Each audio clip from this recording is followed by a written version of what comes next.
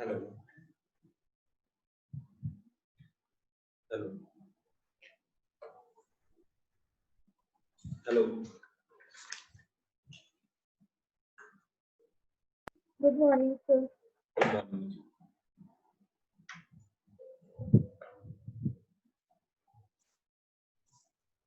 कल हमने कर्व बनाई थी, ये वाली स्ट्रेस वर्सेस स्ट्रेन कर्व।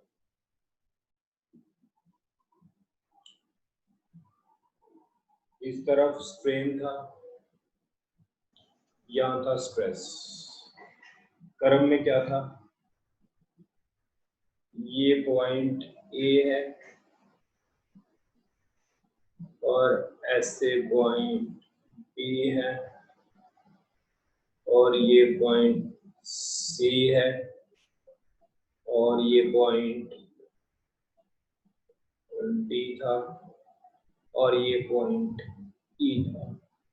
मैंने ए से ओ से ए तक लिखवा दिया था, ए से बी तक लिखवा दिया था, बी से सी तक लिखवा दिया था ना। अब सी से डी तक लिखना था, इस रीजन के बारे में लिखना था, इस रीजन के बारे में लिखो। सी से D, strain increases rapidly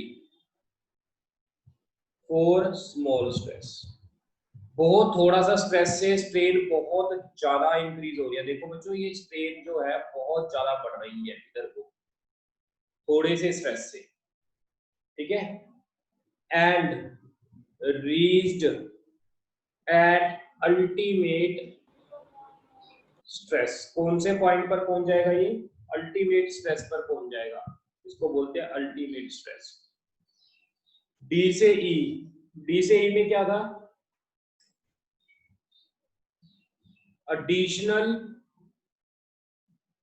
strain produced even with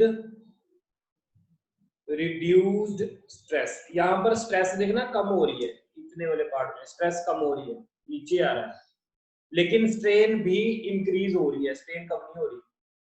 E point क्या होता है? फ्रैक्चर अकर्स, यानी यहां पर वायर टूट जाती है। That's it, we completed stress versus strain curve। बच्चों ये नोट कर लो, स्ट्रेस वर्सेस स्ट्रेन कर्व आपके बोर्ड के एग्जाम में 3 मार्क्स की ये पूछी जाएगी, stress versus strain curve.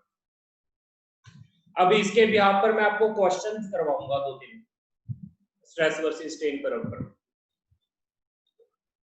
Note कर लो जल्दी से।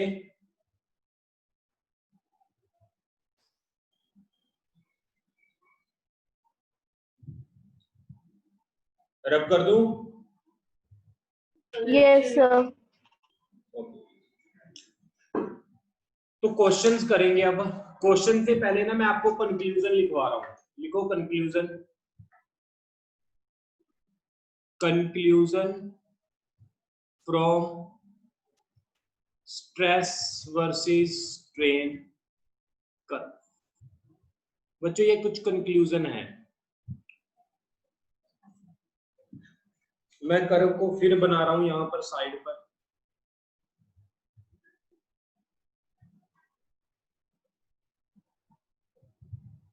स्ट्रेन है, स्ट्रेस है,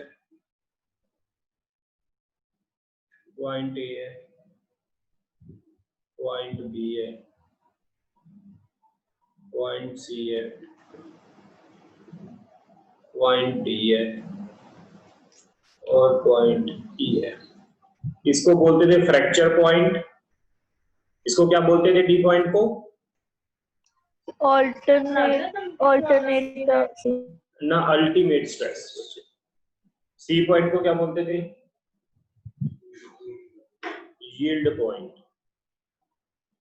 बी पॉइंट कौन सा होता था? Proportional elastic limit. बच्चे यहां तक इलास्टिक था, ये ए पॉइंट था प्रोपोर्शनल लिमिट। ये देखना सारे पॉइंट्स का सभी को मतलब पता है ना। ये प्रोपोर्शनल लिमिट था, यहाँ पर हुक्स लॉ वैलिड होता था, stress directly proportional to strain था। ये बी पॉइंट जो लिमिट होती थी प्लास्टिक, यानी इसके बाद वो अपनी पोजीशन में रिटेन नहीं करेगा, है ना। इसके बाद पोजीशन रीगेन नहीं करेगा, इलास्टिक लिमिट होती है ये इलास्टिक लिमिट। इसके बाद यील्ड पॉइंट। यील्ड पॉइंट का मतलब क्या होता था, कल मैंने बताया था आपको यील्ड पॉइंट का मतलब क्या होता था, पता है किसी को? हाँ जी बच्चों, यील्ड पॉइंट का मतलब क्या होता था, एनी स्टूडेंट? ये वाला सारा बी से सी रीजन कौन सा होता था, ये बताएगा कोई? बी से सी रीजन कौन सा होता था, बोलो जल्दी। बी से सी रीजन कौन सा होता था बच्चों? अपने नोटबुक से देखकर बता दो। ये प्लास्टिक रीजन होता था बच्चे, ये प्लास्टिक रीजन की मैक्सिमम वैल्यू है, ठीक है? ओके बच्चों, इसके बाद हमारे पास सी से डी ये बिहेवियर चलता था, सी से डी। सी से डी में जो हमारे पास था, इस वाले पॉइंट को बोलते थे अल्टीमेट स्ट्रेस। उसके पास ई बाद में फ्रैक्चर। ये तो मतलब ये मतलब बिहेवियर था जिसके अंदर स्ट्रेस थोड़ी सी इंक्रीज करने से स्ट्रेन बहुत ज्यादा बढ़ जाती थी, और डी से ई में स्ट्रेस डिक्रीज होने के बावजूद भी स्ट्रेन बहुत ज्यादा बढ़ रही थी, ठीक है बच्चों? तो अब मैं वन बाय वन पॉइंट्स के बारे में बता रहा हूं आपको। सबसे पहला है एन ऑब्जेक्ट इज ब्रिटल। बच्चों ऑब्जेक्ट ब्रिटल होगा if D and E R very close. Object brittle होगा अगर ये डी और ई एक दूसरे के बहुत क्लोज हो गई। इसका मतलब समझ आया आपको? ये वाला डी और ई बच्चे अगर एक दूसरे के बहुत क्लोज हो गए, तो जब अल्टीमेट स्ट्रेस आया, आपने मैक्सिमम फोर्स लगाई, वो साथ के साथ क्या हो जाएगा? टूट जाएगा। बच्चों क्लियर है? Hello Yes, sir. बच्चे, मैं आपको ये बता रहा हूं, अगर डी और ई पॉइंट एक दूसरे के क्लोज हुए, आपने किसी बॉडी पर मैक्सिमम फोर्स लगाई, वो साथ की साथ टूट जाएगी। साथ की साथ टूटने का मतलब डी और ई पॉइंट बहुत क्लोज हो गई, मतलब आपने जैसे ही अल्टीमेट स्ट्रेस लगाया, साथ की साथ टूट गई। इसका मतलब है डी और ई बहुत क्लोज है एक दूसरे के, तो उस केस में ऑब्जेक्ट क्या होगा? ब्रिटल होगा बच्चे। दूसरा point, N object is ductile.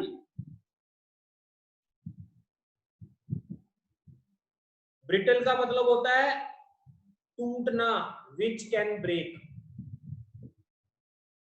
जो टूट जाए उसको बोलते हैं ब्रिटल।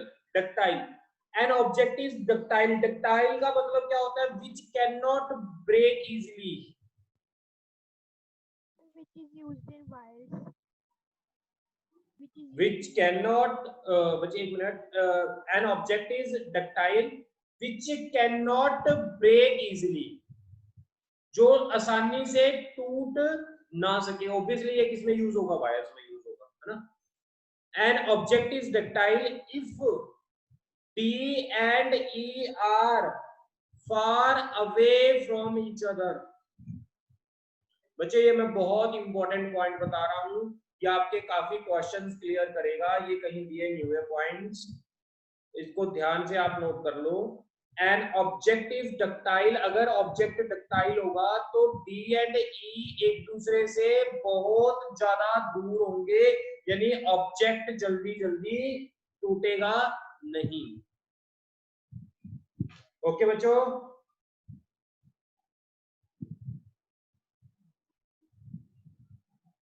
हाँ जी बच्चों आगे चले। Yes, sir.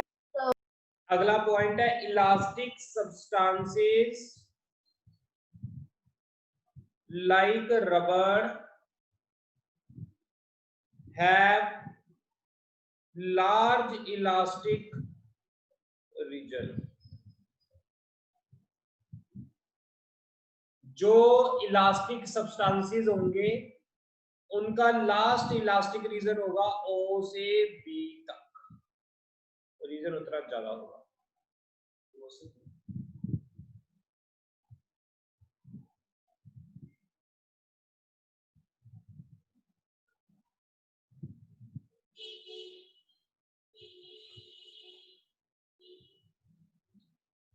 क्वेश्चन है बच्चों आपके सामने, ऑन द, देखते हैं ये कौन आंसर करता है। On the basis of given graph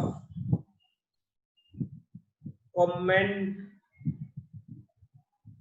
on the elastic nature and ductile elastic nature, ductile and brittle nature। बच्चों आपने ग्राफ देखकर मुझे ये बताना है कौन सा डक्टाइल है, कौन सा ब्रिटल है और कौन सा इलास्टिक है। देखते हैं कौन बताता है सबसे पहले। सर जो OA है वो इलास्टिक है। और बच्चे ग्राफ बनाने दे, इसमें से क्वेश्चन पूछना है हमने। उस वाले में से नहीं?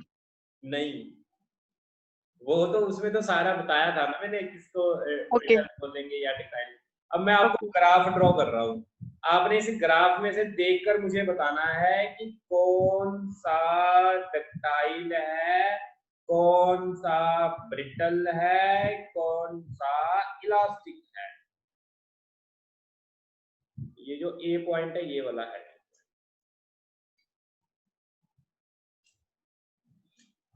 ये पॉइंट है ए। ये पहला ग्राफ है, ये दूसरा ग्राफ,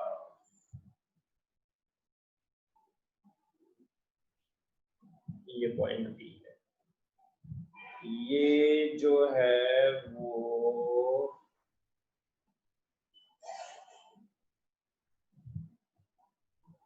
तीसरा ग्राफ।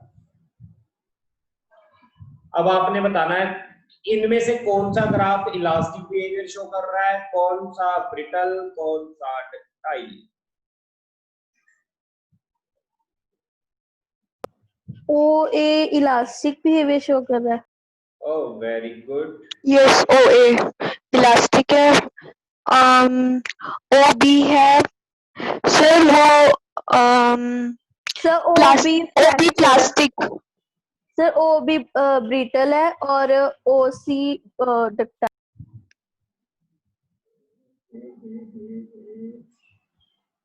सर जो OB है सर वो डक्टाइल है। पहले ए लिख देते हैं, ओए जो होगा वो क्या है,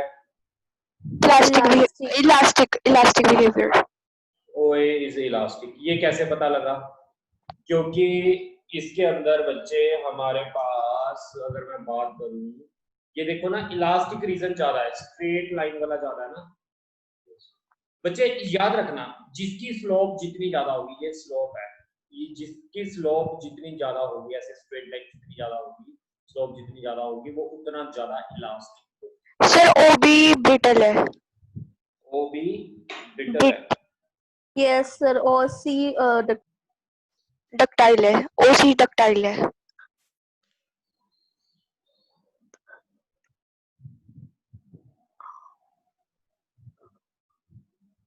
ब्रिटल क्या था? जिसके अंदर D और E पॉइंट वेरी क्लोज हो। ये भी तो बड़ा छोटा है ना इसका रीजन बच्चे, ये वाला रीजन भी तो बहुत छोटा है ना। जिसका ये रीजन बहुत छोटा हो, फ्रैक्चर पॉइंट वाला और ये वाला पॉइंट बड़ा छोटा हो, ये लिखा है सामने देखो, D and E are very close. ये दो पॉइंट, ये वाला पॉइंट अल्टीमेट स्ट्रेस, ये है अल्टीमेट स्ट्रेस, और ये फ्रैक्चर पॉइंट, ये दोनों एक दूसरे के क्लोज है। ये OA इलास्टिक भी है एंड ब्रिटल भी है। पहला OA is elastic and brittle, ये लिखो। OC डक्टाइल है। अब देखो बच्चे, OB की बात कर रहा हूं मैं, OB की अगर मैं बात करूं, OB देखना यहां तक तो स्ट्रेट जा रहा है, ये सारा स्ट्रेट है यहां तक, ठीक है। लेकिन आप OB को OA के कंपैरेटिवली देखो, इसकी स्लोप OB की कम है। जितनी कम स्लोप होगी उतना कम इलास्टिक होगा, यानी OB इलास्टिक तो है लेकिन it is elastic less than OA। तो मैं लिख रहा हूं OB is less elastic, elastic क्या है, कम है। एंड इसके बाद ये क्या है, ब्रिटल है या डक्टाइल है, ये बताओ मुझे। तो डक्टाइल होगा पहले, तो फिर वो होगा, ब्रिटल होगा ये डक्टाइल होगा। सर पहले तो डक्टाइल होगा, फिर जब एंड पॉइंट में होगा तो ब्रिटल होएगा। एंड पॉइंट में होगा तो ब्रिटल होगा। मैंने ना सर मैं थोड़ी सी डायग्राम को चेंज करता हूँ, आपको और क्लियर हो जाएगा। यहीं से ये बढ़ने स्टार्ट हो गया, ऐसे जा रहा है, ये अल्टीमेट स्ट्रेस का पॉइंट यहाँ है, ये ऐसे जा रहा है। अब ठीक है, ये बी पॉइंट यहाँ, अल्टीमेट स्ट्रेस का पॉइंट यहाँ। अब ये क्या होगा, सर डक्टाइल, डक्टाइल हो जाएगा ना, क्योंकि डी और ई point ultimate fracture, ultimate stress और फ्रैक्चर का पॉइंट बहुत दूर है, तो ये डक्टाइल हो गया। Yes yes. अब बच्चे थर्ड की बात कर रहा हूं मैं, ओसी की। इसकी देखो सबसे कम स्लोप है इसकी, ये सबसे कम इलास्टिक हुआ, ठीक है, वेरी लेस इलास्टिक, ये सबसे पहली बात, very less elastic due to very small slope, इसकी स्लोप बहुत कम है इसलिए बहुत कम इलास्टिक है।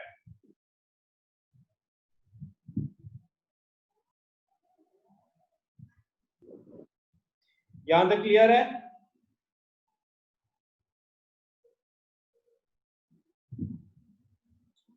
यहां तक क्लियर है बच्चों? Yes sir, yes sir. इसके बाद मैं आपको एक चीज और बताता हूं बच्चे इसके बारे में, ये वेरी स्मॉल इलास्टिक है और वेरी स्मॉल स्लोप की वजह से, अब देखो इसका मतलब ये है बच्चे कि आप थोड़ी सी फोर्स लगा रहे हो और डायमेंशन बहुत ज्यादा चेंज हो रहे हैं, स्ट्रेन बहुत ज्यादा है बच्चों। हाँ जी, यस सर। अगर थोड़ी सी फोर्स Yes, लगाने से वायर में चेंज बहुत हो रहा है, ये किसमें होता है, रबड़ में होता है ना, रबड़ में थोड़ी सी फोर्स लगाओ, रबड़ पूरी की पूरी खींची जाती है, बोलो यस सर। यानी, तो मैं यहां पर लिख रहा हूं बच्चे, यहीं पर लिख रहा हूं मैं, लिखो आपको यहीं पर, इसकी इसी के साथ लिखो ओसी में, but small stress causes large strain, small stress causes large strain, thus it shows rubber behavior, thus it shows rubber behavior। तो ये कौन सा बिहेवियर शो करेगा, रबड़ बिहेवियर।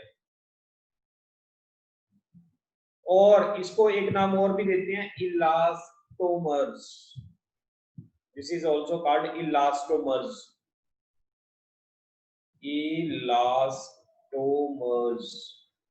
ये लिख लो बच्चों, इस बिहेवियर को इलास्टोमर्स भी बोलते हैं, रबड़ बिहेवियर शो करेगा। अगर आपने ये नोट कर लिया पूरा, मैं रब कर रहा हूं इसको, ये अच्छा क्वेश्चन था, गुड क्वेश्चन था, ये ऑब्जेक्टिव टाइप में या आपको क्वेश्चंस में मिल सकता है ये न्यूमेरिकल्स। मैं इसको रब कर रहा हूं बच्चे।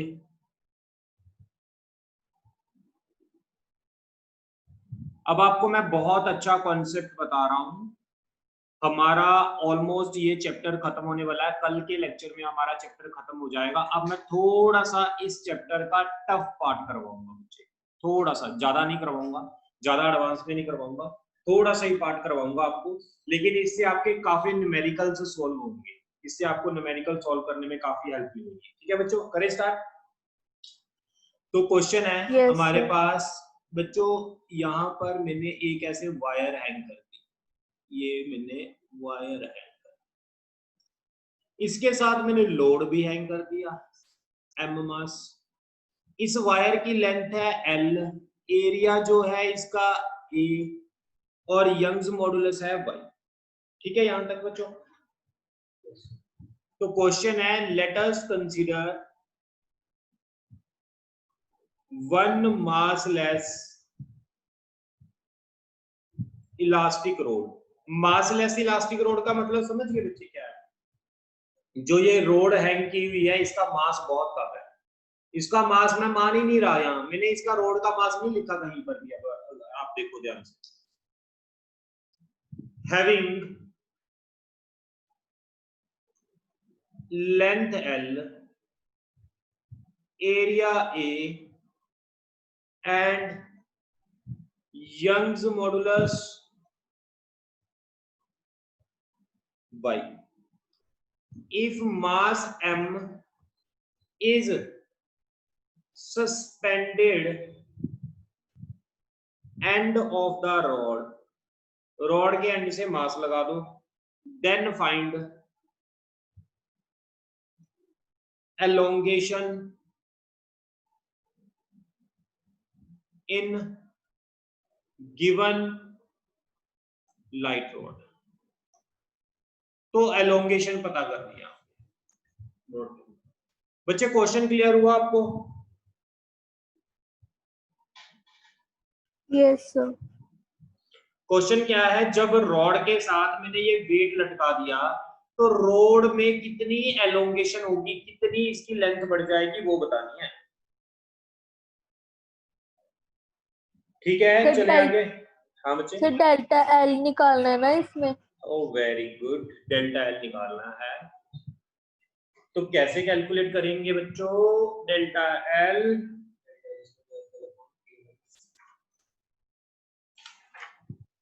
हाँ जी बच्चों, कैसे कैलकुलेट करेंगे, कोई बताएगा? सर यंग्स मॉडल का फॉर्मूला लगा के y is equal to sigma stress upon जो दूसरा वाला होता है स्ट्रेन। बिल्कुल बिल्कुल बच्चे, ये मैंने वेट लटका दिया, वेट लटकाने से इसकी जो लेंथ बढ़ गई वो कितनी बढ़ गई, let us suppose delta L length बढ़ गई। ठीक है, ये लेंथ इसकी बढ़ गई, इतनी लेंथ वेट लटकाने से। अब तुम्हें मैंने, अगर आपको यंग्स मॉडुलस का फॉर्मूला नहीं याद रखना तो आप सिंपल तरीके से भी कर सकते हो, stress is equal to Y into strain. आप सिंपल तरीके से कर सकते हो। स्ट्रेस क्या होती थी बच्चों बताओगे? Force upon area. Young's modulus ऐसे थे। स्ट्रेन क्या होता था? Delta L upon original length. Original length देखो, इससे आपको फॉर्मूला याद करने की जरूरत नहीं पड़ी यंग्स मॉडुलस का, है ना। ये तो stress directly proportional to strain, तो आपको हुक्स लॉ तो याद ही है। ऐसा देखो, स्ट्रेस का फॉर्मूला याद है, स्ट्रेन का फॉर्मूला याद है, यंग्स मॉडुलस है नहीं। आप y इज इक्वल टू वो f upon a delta l upon l याद करते, इसको आपको याद करने की जरूरत नहीं है। आप ऐसे बना सकते हो अगर कहीं भी भूलते हो क्वेश्चन। फिजिक्स में आपको कोई भी फॉर्मूला लर्न करने की जरूरत नहीं होती, बस कंसेप्ट लर्न करो, आप फॉर्मूला साथ के साथ बना सकते हो। अब बच्चों मेरी बात सुनो, इसके अंदर डेल्टा l की वैल्यू कितनी होगी? f l upon ay। देखना यहां तक, ये F किसके इक्वल होगा? जो फोर्स लगेगी इस पर, किसके इक्वल होगा बोलो? जो फोर्स लग रही है वो mg, वेट की वजह से लग रही है ना। देखना यहां तक किसी को कोई डाउट है? हाँ जी बच्चों, यहां तक डाउट है? अब ये तो आ गया, ये तो आ गया बच्चों आपका आंसर। बट मैं आगे आपको एक ट्रिक करवा रहा हूं जिससे आप क्वेश्चन बड़े आसानी से करोगे। ये तो आ गया आपका आंसर, डेल्टा एल निकालना था, डेल्टा एल आ गया। अब मैं ट्रिक करवा रहा हूं। ट्रिक देखो क्या है। mg को मैंने एक तरफ रख लिया, y a delta l upon l। ये देखना, ये स्टेप क्लियर आपको। mg को एक तरफ लिख लिया, ये a y को डेल्टा l से मल्टीप्लाई कर दिया, l को नीचे ले गया। देखना ये चीज क्लियर सभी को? नो सर बच्चे कुछ नहीं किया, ये delta l is equal to mg l upon ay है ना। तो इसमें से mg को एक तरफ कर लो, बाकी सारी क्वांटिटी को दूसरी तरफ ले जाओ। यस यस ठीक है। अब देखो इसके बाद अगले स्टेप में मैं क्या कर रहा हूं, मैं बड़ी अच्छी ट्रिक बना रहा हूं यहां पर। mg y a over l into delta. ये देखना क्लियर। Yes sir. mg क्या था, f था। इसको मैं मान लेता हूं k, ये पूरा कांस्टेंट है, इसको मान लेता हूं k, और ये है मेरा x। आपको पता है spring force F is equal to kx होती है। इसको कंपेयर कर लो, F की जगह तो mg, x की जगह डेल्टा l, तो k की जगह क्या होगा, YA बाय L। ये इंपॉर्टेंट ट्रिक है बच्चों, शॉर्टकट है, बहुत बड़ा शॉर्टकट है, ये बड़े बड़े क्वेश्चन सॉल्व करने का तरीका है बच्चों। ये k की वैल्यू आ गई YA अपॉन L, यानी कहने का मतलब आप रॉड को स्प्रिंग के साथ, जैसे आपने स्प्रिंग को सॉल्व करना सीखा हुआ है लास्ट चैप्टर्स में, वैसे ही आप रॉड को सॉल्व कर सकते हो। स्प्रिंग के लिए फॉर्मूला क्या लगाते थे आपको याद है बच्चों, फोर्स इज इक्वल टू के एक्स। स्प्रिंग फोर्स क्या होती थी याद है, F इज इक्वल टू के एक्स।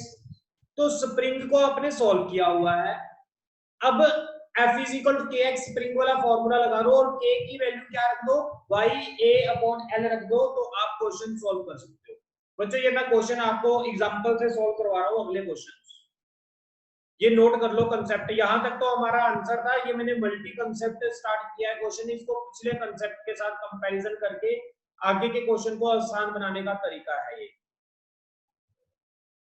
ये नोट कर लो आप सारा। थोड़ा सा पार्ट आज का टफ रहेगा,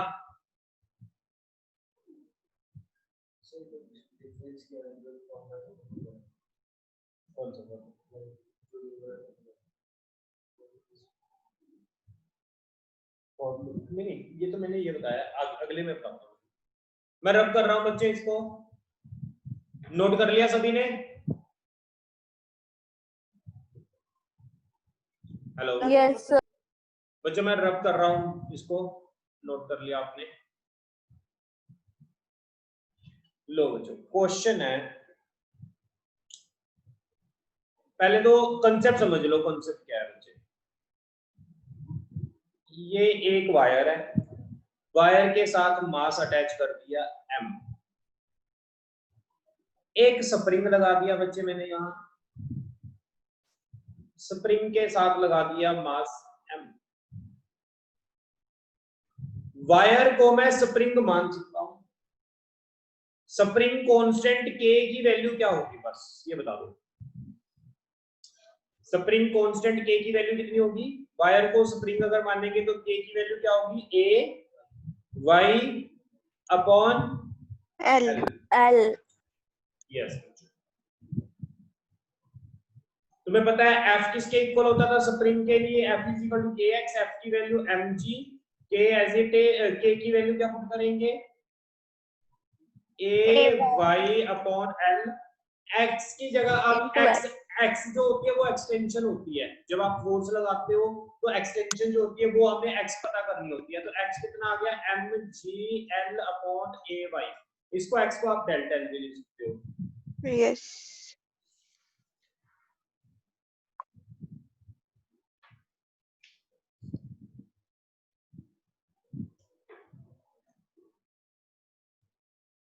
ठीक है बच्चों, यानी आप वायर को एक स्प्रिंग मान सकते हो, स्प्रिंग वाला फोर्स का फॉर्मूला लिख के आप इसको सॉल्व कर सकते हो। तो आगे क्वेश्चन करते हैं हम, और क्वेश्चंस करते हैं इसके अंदर।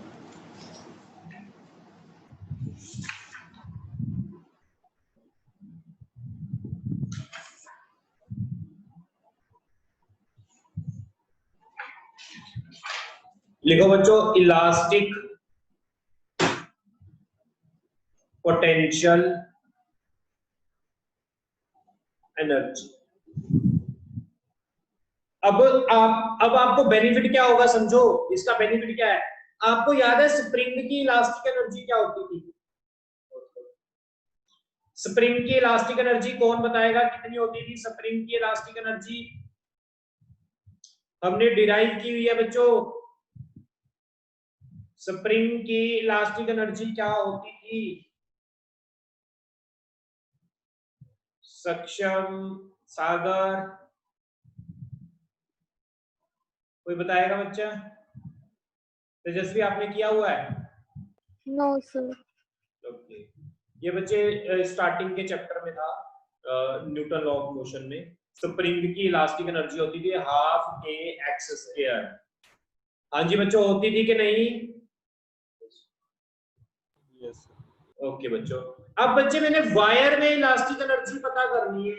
जब वायर को हैंग करूंगा, जैसे आपने देखो स्प्रिंग को हैंग किया, स्प्रिंग के साथ ब्लॉक अटैच कर दिया, जब ब्लॉक को छोड़ोगे तो ये ब्लॉक नीचे जाएगा, तो स्प्रिंग क्या हो जाएगा, एक्सटेंड हो जाएगा, खींचा जाएगा, तो उसके अंदर एनर्जी स्टोर हो जाएगी। उस एनर्जी को कौन सी एनर्जी बोलते हैं? Elastic energy.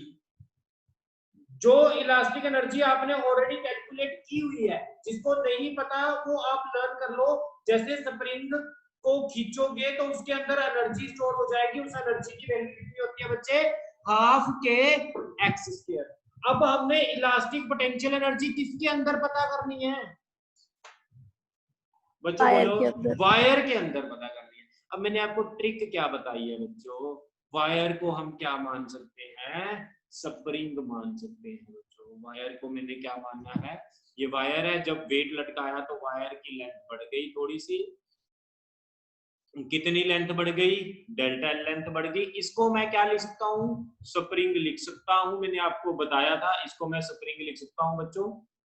अगर मैं इसको स्प्रिंग लिख रहा हूं तो के की वैल्यू मुझे क्या लिखनी पड़ेगी? बोलो बच्चों, अगर मैं इसको स्प्रिंग लिख रहा हूं तो के की वैल्यू मुझे क्या लिखनी पड़ेगी? ए वाई अपॉन एल। ए वाई अपॉन एल। अब स्प्रिंग की इलास्टिक एनर्जी आप लोगों ने की हुई है कितनी? हाफ के एक्स स्क्वायर। ठीक है बच्चों? यस। अब बच्चों देखो, हाफ के की वैल्यू कितनी है? A Y upon L. X की जगह आप क्या मान रहे हो वायर का? Delta L. डेल्टा एल का square. u is equal to क्या हो गया? Half A Y upon L delta L square.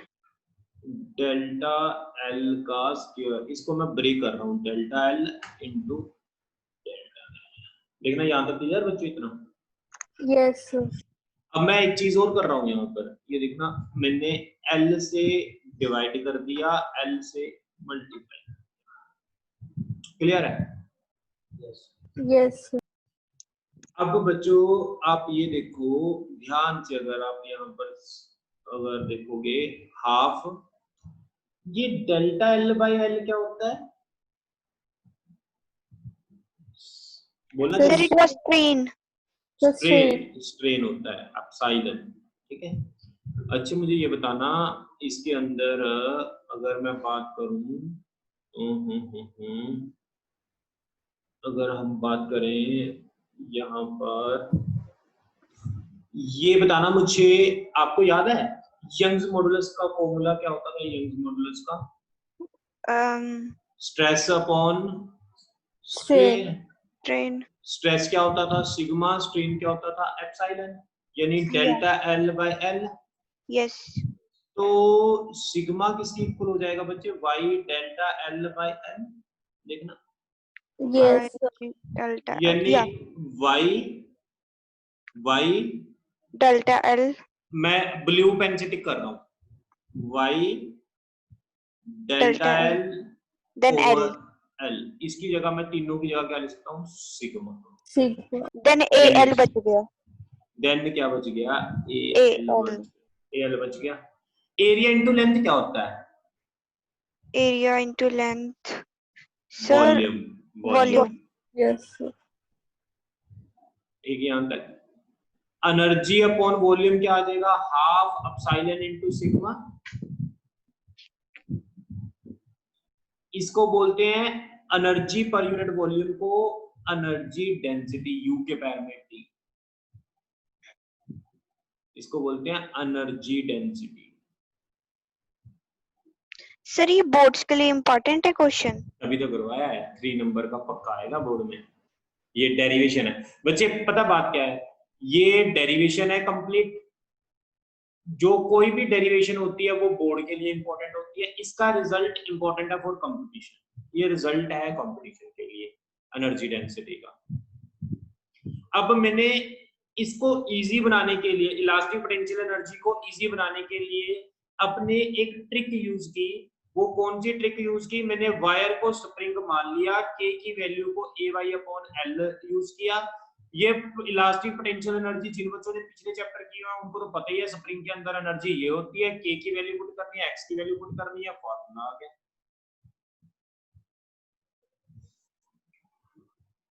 ये आ गया एनर्जी डेंसिटी का। ये 3 मार्क्स का बोर्ड के पेपरों में आता है बच्चों।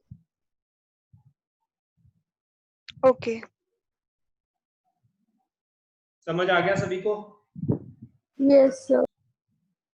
ये बच्चों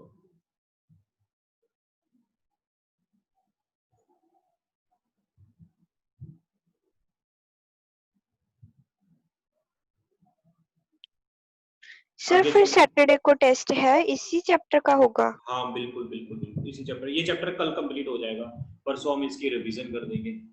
ओके साथ ही साथ आपको इसकी शीट तो नहीं मैंने सेंड की हुई है? सर आपने होमवर्क भी दिया था उसके 30 क्वेश्चन। एमसीक्यूज सेंड किए थे। थर्सडे को आपने वो शीट मेरे साथ डिस्कस करनी है भी, मतलब कल मेरा चैप्टर पूरा हो जाएगा।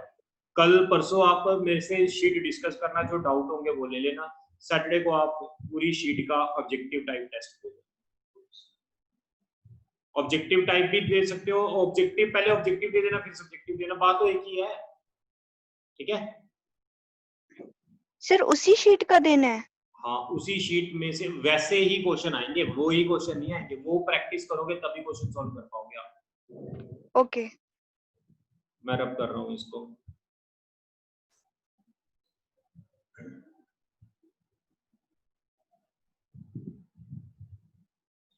हमने फॉर्मूला कर लिया U इज इक्वल टू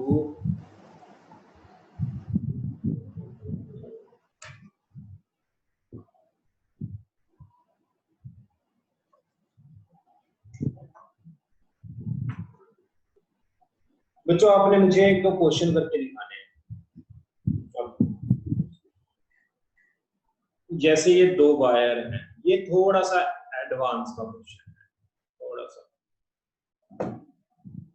ये वायर है एक, ये वायर है दूसरी, यहां पर मैंने मास लटका दिया M, ये area A2, length L2, Young's modulus Y2, area A1, length L1, Young's modulus Y2।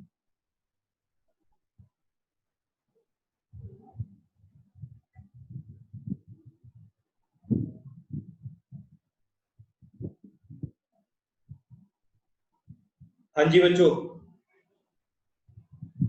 आपने इसको सॉल्व करना है, सॉल्व करके मुझे बताना है कि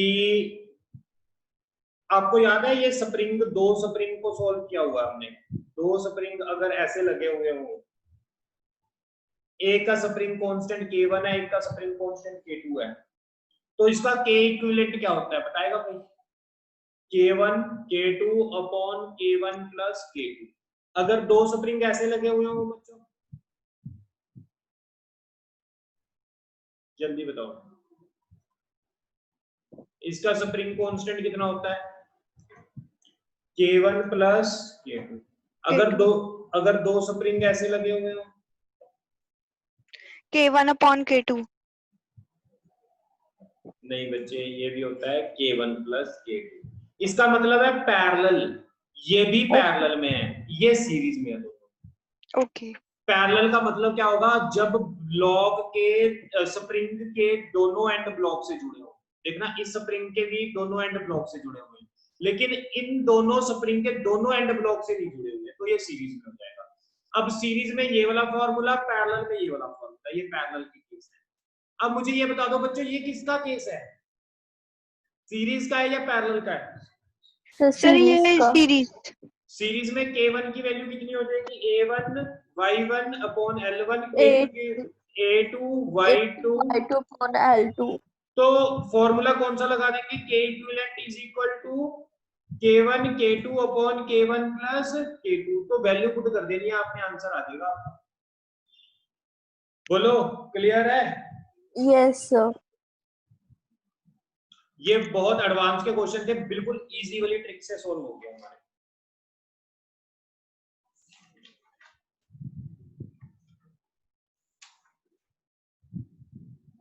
अच्छा बच्चे जल्दी स्क्रीनशॉट ले लो, ये एंड होने वाली है मीटिंग।